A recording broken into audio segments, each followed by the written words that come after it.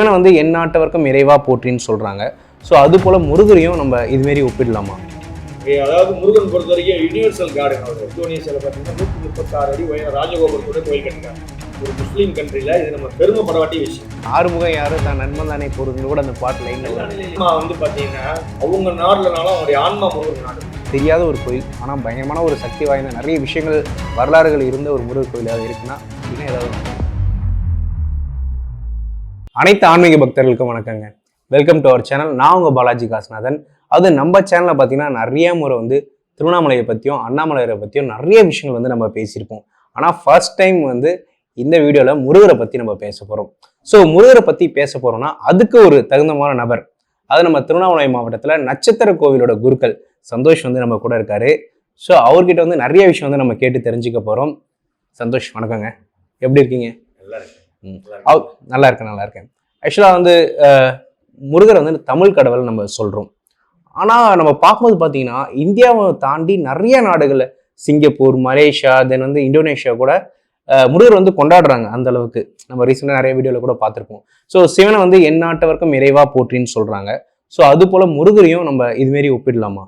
100% அருமையான கேள்வி. இந்த கேள்வியிலே பதில் இருக்கு. சிவன் வேற முருகன் வேற கிடையாது. வெற்றிவேல் முருகனுக்கு அரோகரா, அண்ணாமலையாருக்கு அரோகரா.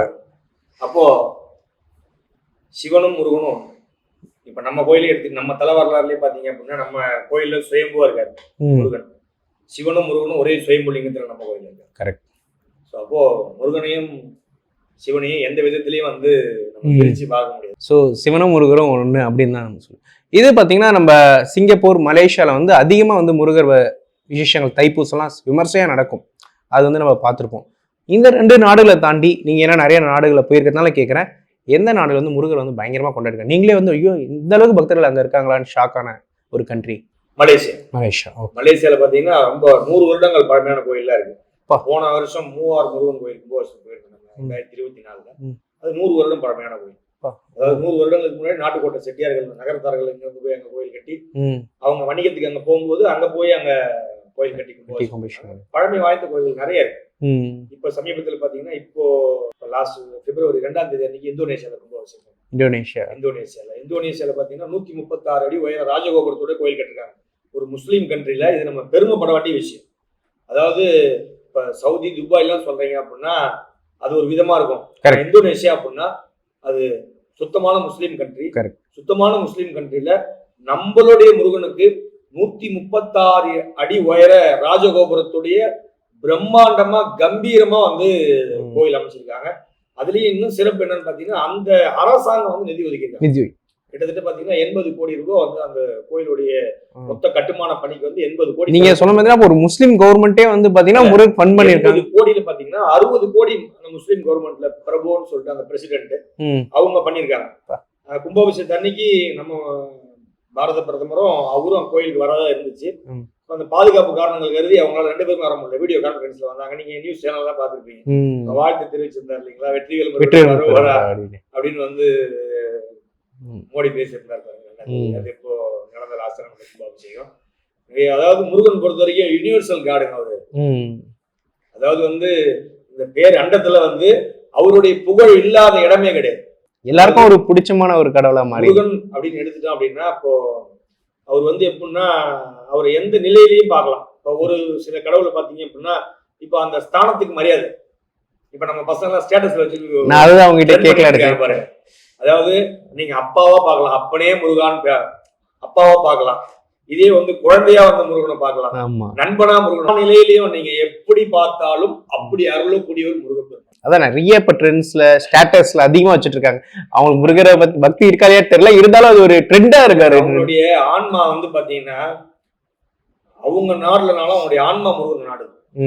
இப்ப கூட ஆறுமுகம் யாரு தான் நண்பன் தானே கூறுங்க கூட அந்த பாட்டு லைன்ல ஒரு ஃப்ரெண்ட்லி கார்டா இருக்காரு. எப்படி பாக்குறீங்களோ அப்படி வந்து உங்களுக்கு வந்து அது நம்ம எப்படி வேணா அதை வந்து நம்ம இப்ப கரண்ட் இருக்கு, கரண்ட்டை நம்ம எப்படி வேணா பயன்படுத்திக்கலாம்.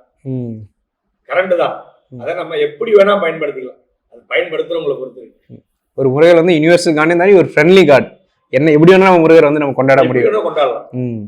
சரி, ஏன்னா அவர் நம்ம முருகர் இல்ல. சூப்பரா சொன்னீங்க. இப்ப தமிழ்நாட்டுல ஒரு முருகர் கோயில் நம்மளுக்கு 6 படை வீடுகள் தெரியும். திருச்செந்தூர், பழனி எல்லா இதுவுமே போயிருக்கோம், பார்த்துருக்காங்க. தென் இதை தாண்டி தெரியாத ஒரு கோயில், ஆனா பயங்கரமான ஒரு சக்தி வாய்ந்த நிறைய விஷயங்கள் வரலாறுகள் இருந்த ஒரு முருகர் கோயில் ஏதாவது இருக்குன்னா நம்ம தமிழ்நாட்டிலையும் சரி, தென் திருவண்ணாமலை மாவட்டத்திலையும் அப்படின்னா ஏதாவது ஒன்று சொல்லுங்க. ஒரு மாவட்டத்திலேயே 10 கோயில் இருக்கு. தமிழ்நாடு பூரா எடுத்துட்டீங்க அப்படின்னா ஒரு மாவட்டத்திலேயே 10 கோயில் இருக்கு முருகர் கோவில். நம்ம முதல்ல பார்த்தோம் அப்படின்னா இப்ப நம்ம திருவண்ணாமலை மாவட்டத்துல பார்த்தோம் அப்படின்னா திருவண்ணாமலை மாவட்டத்துல இப்ப இன்னைக்கு புராண பெயர் பாத்தீங்கன்னா தேவகிரி, இன்னைக்கு தேவனாம்பட்டுன்னு இருக்கு. தேவனாம்பட்டுல பாத்தீங்கன்னா பிரம்மா பூஜை பண்ண தலம். அதாவது பிரம்ம குமாரர்களுக்கு சாப விமோசனத்துக்காக பிரம்மா முதலான தேவர்கள் எல்லாரும் உலக நன்மைக்காக உட்கார்ந்து தவம் பண்ண இடம். அந்த இடத்துல பாத்தீங்கன்னா எல்லாரும் தவம் பண்ணிட்டு இருக்காங்க. முருகன் உலக நன்மைக்காக தவம் பண்றாரு. கண்ணை திறந்து பார்க்கும்போது பாத்தீங்க அப்படின்னா எல்லா தேவாதி தேவர்களும் உட்கார்ந்து வந்து அங்க தவம் பண்ணிட்டு இருக்காங்க. அதை பார்த்த உடனே மன சந்தோஷப்பட்டு உங்களுக்கு என்ன வரம் வேணும்னு கேட்குறாங்க. இப்போ வரம் என்ன வேணும்னு கேட்ட உடனே இன்னைக்கு எங்களுக்கு ஒரு பிரச்சனை நீங்க வந்துட்டீங்க, எங்களை காப்பாத்திட்டீங்க.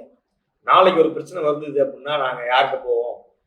எங்களுக்கு எங்களுடைய இந்த தேவர்களுடைய படைக்கு வந்து நீங்க சேனாபதியா இருந்து எங்களுக்கு எந்த பிரச்சனை வந்தாலும் எங்களை நீங்க வழி நடத்தணும் அப்படின்னு சொல்லி பிரம்மா கேட்கிறாரு.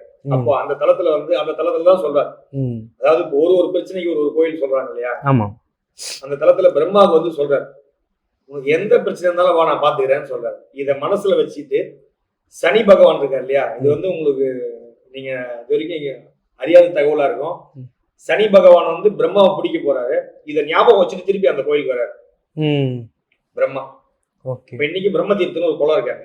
அந்த பிரம்ம தீர்த்தத்தில் நீராடிட்டு போய் முருகன் வழிபாடு பண்றாரு. என்னை காப்பாத்துறேன்னு சொன்னேன், சனி பகவான் பிடிக்க வராரு. அப்போ அந்த இடத்துல என்ன சொல்றாரு அப்படின்னா, சரி உட்காரு, தபஸ் பண்ணுன்னு சொல்றாரு, பரிகாரம் பண்ணுன்னு சொல்றாரு, தபஸ் பண்ணு அப்படின்னு சொல்றாரு. பிரம்மா உட்கார்ந்து அந்த இடத்துல உட்காந்து முருகன் நினைச்சு தியானம் பண்றாரு. அப்போ அந்த குறிப்பிட்ட நாழிகை வரைக்கும் அந்த பிரம்ம தீர்த்த குளக்கரையிலே வந்து நின்றுட்டு சனி பகவான் அங்க இருந்து போயிடுறாரு. நீ அங்க உட்காந்து தியானம் பண்ண நேரத்தை வந்து நான் வந்து உன்னை பிடிச்சதா கணக்கு வச்சுக்கிறேன்னு சொல்லிட்டு போறாரு. அப்போ நம்ம மாவட்டத்திலே இருக்கு. உங்களுக்கு நீ தனி சிறப்பு மிக்க கோயில் கேட்டதால சொல்றேன். இன்னும் நிறைய கோயில் இருக்கு. இப்ப பாத்தீங்கன்னா இப்ப நமக்கு பக்கத்துல உள்ள ஊர்னு பாத்தீங்கன்னா இப்ப விருதாசலம் தெரியும் இல்லைங்களா? ஆமா. விருதாச்சலம் பக்கத்துல பாத்தீங்கன்னா நல்லூர்னு ஒரு ஊர். ஓகே. ஸ்ரீலங்கால ஒரு கோயில் இருக்கு. ஆமா, நல்லது, கரெக்டா. இப்ப வீடியோல நிறைய வந்து இப்போ அந்த கட்டி எல்லாம் போட்டு வீடியோல நிறைய அது ட்ரெண்டிங்கா இருக்கிறதால எல்லாருக்கும் தெரியும். ஆனா நம்ம தமிழ்நாட்டுல ஒரு நல்லூர் இருக்கு. ஸ்ரீலங்கால இருக்க நல்லூர் தெரியும், ஆந்திரால இருக்க நல்லூர் தெரியும். ஆனா தமிழ்நாட்டுல இருக்க நல்லூர் எத்தனை பேருக்கு தெரியும் தெரியாது. நம்ம மாவட்டத்துல, அதாவது விருதாசலம் மாவட்டத்துல பாத்தீங்கன்னா நல்லூர் கடலூர் மாவட்டம் நினைக்கிறாரு. கடலூர் மாவட்டத்துல விருதாசலம் பக்கத்துல இருக்கு நல்லூர். வடதிசை நோக்கி முருகன், உலகத்திலே அங்க மட்டும்தான் வடதிசை நோக்கி இருக்காரு முருகன். வந்து அந்த இடத்துல சிவ பூஜை பண்ணதா ஐதீகம். பஞ்ச பாண்டவர்கள் பூஜை பண்ண வில்லோ வனேஸ்வரர்னு சொல்லக்கூடிய சேத்திரம். அந்த சேத்திரத்துல 6 முகங்களோட வடதிசை நோக்கி இருக்காரு. தென் வந்து இன்னொன்று உங்ககிட்ட ரொம்ப விஷயம் கேட்டா, நிறைய ஃபாரினர்ஸ் நான் பார்த்துருக்கேன் வீடியோவில் வந்து ஜப்பானீஸ், தென் வந்து பார்த்தீங்கன்னா யூரோப்ல இருந்து நிறைய ஃபாரினர்ஸ்க்கு வந்து நீங்கள் ட்ரெயின் பண்ணியிருக்கீங்க முருக பாடல்கள். வீடியோவில் வந்து நம்ம பார்க்கும்போது அவங்க பாட வச்சிருக்கீங்க. எப்படி அவங்க இன்ட்ராக்ட் ஆகுறாங்க? எப்படி வந்து நீங்கள் சொல்லி கொடுத்த உடனே அவங்க கற்றுக்குறாங்களா? இல்லைங்க, இப்போ இது எப்படின்னா, இப்போ ஒரு நாள் நடக்கக்கூடிய விஷயங்கள் கிடையாது. எல்லாமே நம்ம பண்ணோம்னு சொல்லக்கூடாது. எல்லாமே முருகனுடைய அருளால நடக்குது. இப்ப நம்ம கூப்பிட்டு ஜப்பான்காரனையும் ஜெர்மன்காரனையும் நம்ம பாட வைக்க முடியாது. நான் சொல்றது, நம்ம வந்து ஒரு குக் கிராமத்துல இருக்கோம். கடைக்கோடியில வந்து தமிழ்நாட்டுல ஒரு குக் கிராமத்துல இருக்கோம். ஜெர்மன்ல இருந்தோ ஜப்பான்ல இருந்தோ ஆள் கூப்பிட்டு வந்து உட்கார வச்சு நீ வா இங்க வந்து முருகரை பற்றி புகழ்ந்து பாடுன்னு நம்ம சொல்ல முடியாது. ஆனா முருகனுடைய புகழ் அந்த அளவுக்கு இருக்கிறதால நம்ம அவங்கள தேடி போல, அவங்க நம்மளை தேடி வந்து இதெல்லாம் கத்துக்கிறாங்க. கத்துக்கக்கூடிய காரணம் பாத்தீங்க அப்படின்னா, இப்ப நம்ம எல்லாம் பாத்தீங்கன்னா திருப்புகழ் தான் என் வாழ்க்கையே திருப்பிச்சின்னு நான் சொல்லுவேன். அருணகிரிநாதருடைய திருப்புகழாலேயே நான் உயர்ந்தேன், திருப்புகழாலேயே நான் வாழறேன், திருப்புகழ் தான் என்னை வாழ வைக்குது. ஏன்னா நம்மளுடைய ஒவ்வொருத்தருக்கும் வந்து ஒரு தனி ஸ்கில்னு சொல்றாங்க இல்லையா? இப்ப அந்த மாதிரி சொல்லணும்னா நம்மளுடைய ஸ்கில் என்னன்னா திருப்புகழ், கந்தர் அலங்காரம், கந்தர் அனுபூதி. ஸோ இதெல்லாம் இதை நம்ம மனமுருகி மனமாற நம்ம முருகன்கிட்ட பண்ணும்போது அதை பார்க்குறவங்க என்ன நினைக்கிறாங்க அப்படின்னா, ஸோ இதை நம்மளும் ப்ராக்டிஸ் பண்ணணும்னு நினைக்கிறாங்க. இதை ப்ராக்டிஸ் பண்ணும்போது அது வீடியோ கொஞ்சம் வைரல் ஆன உடனே அந்த வீடியோ பார்க்குறவங்களாம் என்ன நினைக்கிறாங்க அப்படின்னா, நாங்களும் கற்றுக்கணும்னு சொல்லி நினைக்கிறாங்க. ஸோ ஒருத்தர் மாற்றி ஒருத்தர் சொல்கிறாங்க. எல்லாரும் வந்து இப்போ அந்த ஆர்வம் அதிகமாக இருக்கு மக்கள்கிட்ட. வந்து இப்போ சாதாரணமாக நம்ம ஊர்லேயே மக்கள் இப்போ எங்ககிட்டயே 50 பசங்க படிக்கிறாங்க. திருப்புகழ் வந்து திருவண்ணாமலை மாவட்டத்துல 50 தேவனாம்பட்டு கிராமத்துல 50 பசங்க படிக்கிறாங்க. அந்த கிராமத்துல இருந்து 50 பேர் 50 பசங்க அவ்வளோ இன்ட்ரெஸ்ட் இருக்காங்க. எனக்கு அந்த ஃபாரினர்ஸ் வராங்க ஜப்பான்ல இருந்து, என்ன ஒரு விஷயம் வந்து அவங்க முருகர்கிட்ட ஈர்த்து வராங்க? அதாவது வந்து அவங்க அங்க பீடம் வச்சிருக்காங்க. ஜப்பான்ல வந்து பாத்தீங்கன்னா மசுமின்னு சொல்லிட்டு ஒரு டிவோட்டி வருவாங்க. நீங்க அவங்க வீடியோ தான் பார்த்திருப்பீங்க. எல்லா சேனல் மெயின் ஸ்ட்ரீம் மீடியால அவங்க வீடியோ தான் பார்த்திருப்பீங்க. அவங்க வந்து இங்க வந்து நம்ம திருத்தலங்கள்லாம் பார்த்து இங்க இருக்கக்கூடிய இந்த நம்மளுடைய வாழ்வியல் முறையை பார்த்துட்டு இந்த மாதிரியே போய் இப்ப ஜப்பான்ல விவசாயம் பண்றாங்க. அவங்க ஜப்பான்ல வந்து இயற்கை விவசாயம் பண்றாங்க. பிளஸ் வந்து முருகனுக்கு வந்து அங்க ஒரு பீடம் அமைச்சு ஜப்பான்ல வந்து அவங்க அதாவது அதாவது அந்த இறைத்தன்மை அப்படின்றது வந்து அதை யாரும் மறைச்சு வைக்கவே முடியாது. அதை யாரும் வந்து இப்போ ஒரு சில மதங்கள்லாம் பாத்தீங்க அப்படின்னா நீங்க வளர்க்கணும். இது வந்து வளர்க்க வேண்டிய அவசியம் இல்லை, தானா வருது. அதேதான். கரெக்ட். ரொம்ப தேங்க்ஸ். நிறைய விஷயங்கள் வந்து பகிர்ந்துக்கிட்டீங்க முருகரை பத்தி. ஏன்னா எங்களுக்கும் நாங்க பார்க்கும்போது முருகர் வந்து இங்க தமிழ்நாடு ஃபுல்லா நம்ம வந்து நிறைய வந்து புகழ் படிப்போம். ஃபாரின் கண்ட்ரில வந்து எப்படி ஏத்துட்டு இருக்காங்க, பக்தியா இருக்காங்க, ரொம்ப பக்தியா இருக்காங்க. நீங்க பாத்தீங்கன்னா இப்போ தைப்பூசம் வீடியோஸ் எல்லாம் நீங்க சும்மா கூகுள்ல சர்ச் பண்ணி பாருங்க. 10 மலை, மலேசியா 10 மலை தைப்பூசம் வீடியோஸ் சும்மா யூடியூப்ல நீங்க சர்ச் பண்ணி பாருங்க. அவங்க அளவு குத்திக்கிறாங்க. அவங்க பால் கூட எடுக்கிறாங்க. ரொம்ப அதாவது வந்து அந்த பக்திக்கு வந்து மொழி கிடையாது. பக்தினா பக்திக்கு வந்து மொழி கிடையாது. அது வந்து இப்போ வந்து அது அன்பு சார்ந்த விஷயம். இப்போ வந்து உதாரணத்துக்கு சொல்லணும் அப்படின்னா, இப்போ உங்களுடைய செல்ல பிராணிகள்லாம் இருக்கு. ஒரு பூனை பேசுற மொழி உங்களுக்கு தெரியுமா? தெரியும். ஒரு நாய் பேசுற மொழி உங்களுக்கு தெரியுமா? ஒரு காக்கா குருவிங்க பேசுற மொழி உங்களுக்கு தெரியுமா? நீங்க அன்பு செலுத்தும் போது அது உங்க மேல அன்பு செலுத்துது. அது மாதிரி பக்தி அப்படின்றதுக்கு வந்து ஒரு மொழி அப்படின்றது, மொழியில வந்து பக்தி நிறுத்த முடியாது. நம்மளுடைய தாய்மொழி தமிழ் மொழி, இதுல நிறைய சிறப்பு இருக்கு.